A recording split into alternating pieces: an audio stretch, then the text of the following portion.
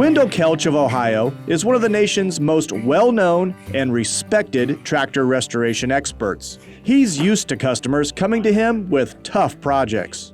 You think you've seen everything, you think that you've been in it all your life, you think there's no more surprises out there. Then something comes out of woodwork, totally surprised, it's like, okay, we learned something else today. This 1947 Detroit 4416 presented Wendell with a new challenge. Very little is known about the history of the Detroit Tractor Company.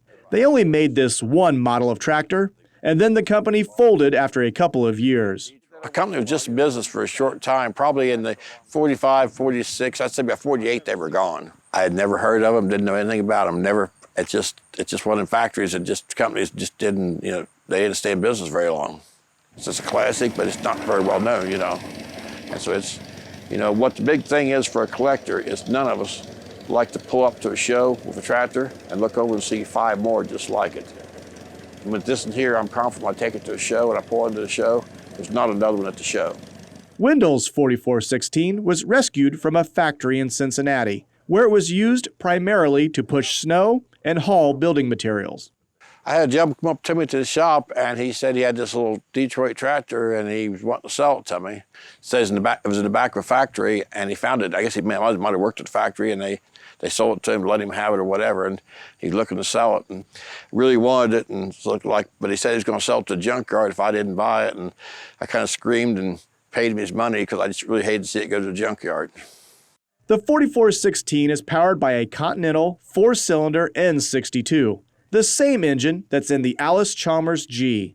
After some minor tinkering, the tractor now runs like a champ.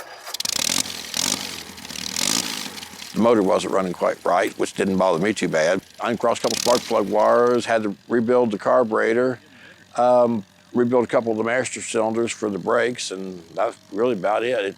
Might have put new spark plugs in, I'm not sure, but the little girl really runs nice. Really kind of reminds you a lot of the Bobcats and skid steers because even now your Bobcats are still chain drive, but they're just inside enclosed cases where this one chains are exposed. And the way you pull the levers and skid it around, it really reminds you of a Bobcat tractor or skid steer. This is another one of the post-war tractors, and everybody just coming back from the Army, safety wasn't a real high priority. So there was, as you can see, there's no handrails or nothing here. And when you steer left to right, this is your left tiller and your right tiller. And when you pull this here, it has a tendency to want to snap you around. So there's nothing to hang on to. All you got this here to hang on to. It's, like I said, it could throw you off here in a heartbeat. In high gear, you have to be very careful when you pull it. It whips around and it'll throw you off. And then on top of all, there's no hand throttle. All you have is a foot throttle. So when it jerks you, you go like that and you shove it wide open. It makes it even more wild. So it's definitely a wild ride. One thing is it's got a chain-driven hydraulic pump, which is very unusual to see a chain-driven hydraulic pump. I've never ever seen another hydraulic pump that was chain-driven like that. Usually it's always belts. Belts were quick and easy and cheap, There's no way that chain's gonna slip.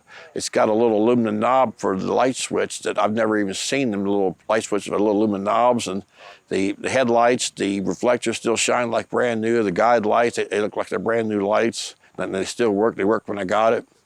Just, everything about it just hasn't been used much.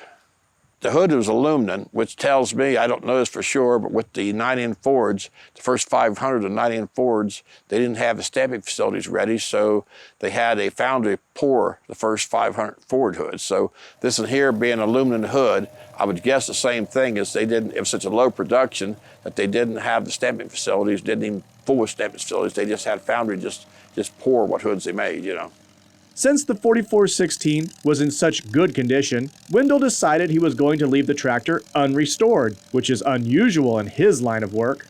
Normally, being a restoration guy, when I get the stuff, it's usually pretty tired and pretty beat up and been pretty altered a lot. It's just, to get one of these in like this to restore would be a miracle because usually there's a lot of pieces missing and everything. It's very unusual to get anything this nice in to restore.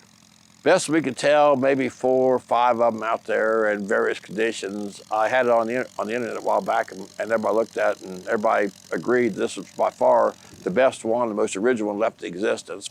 Wendell is a fan of rare and unique machines, and he's had several of them featured over the years on the Classic Farm Tractors calendar.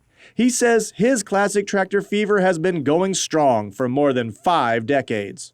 Not sure how you get it. I think it just sneaks up and bites you. It's the old saying goes, it's not curable, but it is treatable. With enough money, you treat it. But it's just, I enjoy the fellowship of people. I enjoy talking to the people. I enjoy taking pieces that doesn't run, making them run again. Now I want the super rare stuff like this little Detroit, or the super rare old stuff like, the stuff made in the teens and the 08s and stuff. So it's, as you get older, you get more picky what you collect. The hunt is still on. I'm bringing a new tractor in this weekend. I'm going to get another one today. So until I'm dead, I won't be done.